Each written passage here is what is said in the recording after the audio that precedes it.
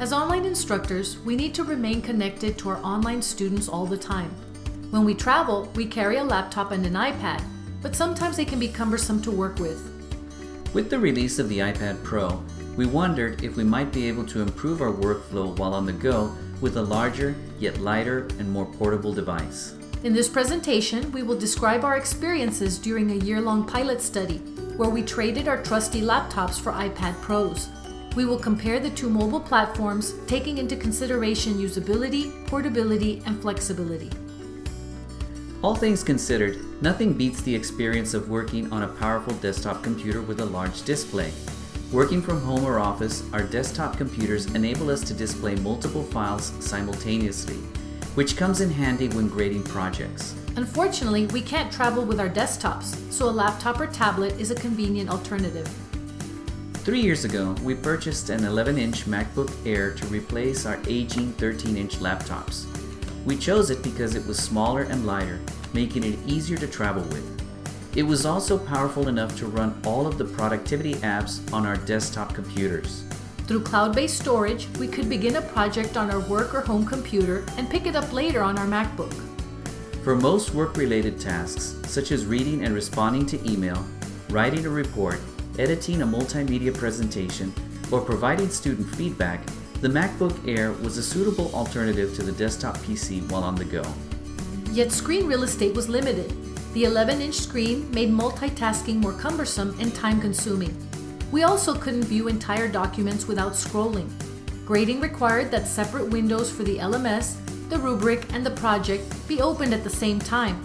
To complete the task required frequent toggling between screens as well as continual upward and downward scrolling. When the iPad Pro was released at the end of 2015, we were ready for a change. Not only was it lighter than our MacBook Air, the 12.9-inch display was much larger and the screen could be viewed in both landscape and portrait modes, making it possible to view full documents without scrolling.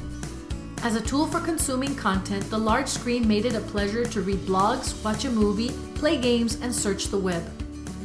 While most of the iPad productivity apps were stripped-down versions of their desktop counterparts, we were able to perform most of the work-related tasks without limitations. With a Bluetooth keyboard, the iPad Pro was nearly as powerful as our former laptop. Yet there were some distinct limitations of the operating system that made some tasks more cumbersome. For example, in iOS, the multitasking feature lets you use two apps at once in slide view, split view, or picture-in-picture mode. While this is a significant improvement, the multitasking feature only allows you to work with two documents at a time. Grading projects is not something we would want to do on an iPad Pro. The limited multitasking capability and lack of mouse support would make this task too burdensome. For example, highlighting, cutting, copying, and pasting text on an iOS device requires careful placement of the user's fingers over the selected text and some trial and error. If, on the other hand, we were attending a meeting where we only needed to take notes, check email, or access a website, the iPad Pro with a keyboard is more than adequate. Likewise, if we were doing a short workshop, the iPad Pro combined with an Apple TV would be ideal. So what did we learn through this year-long trial? As we reflect on the research question that initiated this pilot study, can an iPad Pro replace a laptop for a teacher on the go? Our final assessment was mixed. Due to its lightweight and slim design, the iPad Pro is extremely portable. At just over 1.5 pounds, it is easy to pack and travel with. The 10-hour battery lasts long enough to get us through long meetings or airport layovers without needing a charge. Regarding usability, most of the daily tasks we perform at work can be replicated while on the go. The apps can perform most of the day-to-day tasks, such as reading email, basic word processing and spreadsheets, as well as discussion forum participation in online courses. Due to its large screen, the iPad Pro was also ideal for creating and viewing multimedia content. While traveling, we were able to take screenshots and photos, record videos, generate a script, and create a professional-looking video for our courses. For flexibility, the laptop beats the iPad Pro hands down.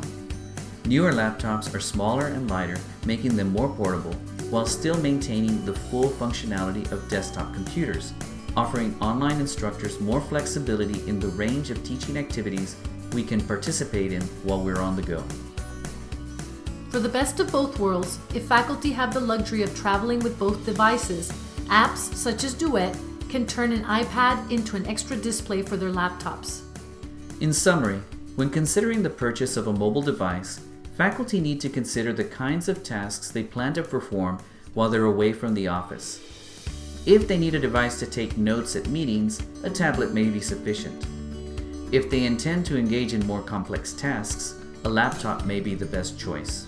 What is certain is that today, available technologies make it much easier to stay connected with our online students.